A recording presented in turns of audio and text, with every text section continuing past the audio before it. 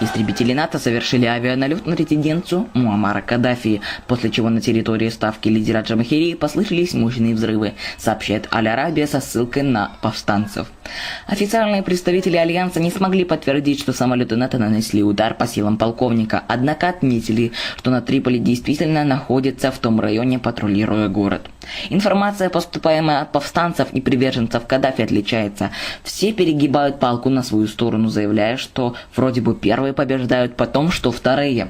Чтобы убедиться и удостоверить информацию, надо увидеть этот конфликт своими глазами, хотя зачастую в таких ситуациях непонятно, кто прав, а кто виноват, кто побеждает, а кто проигрывает.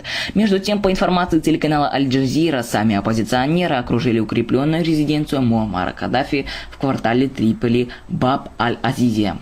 Ранее сегодня военный самолет НАТО сбил баллистическую ракету «Скат», выпущенную из родового гнезда полковника Горта Сирта. В то же время авиация НАТО нанесла удары по резиденции Баб-аль-Азизи. Между тем, приходит сообщение о том, что мятежники, ведущие бои с армией Муаммара Каддафи, теряют свои позиции. Повстанцы уверяют, что контролируют более 95% Триполи, однако о полной победе оппозиция будет говорить лишь после захвата Муаммара Каддафи. Недавно повстанцы объявили, что взяли под арест сына Муаммара Каддафи Сейфа аль-Ислама Каддафи, но через некоторое время сын лидера Джамахирии встретился со сторонниками отца.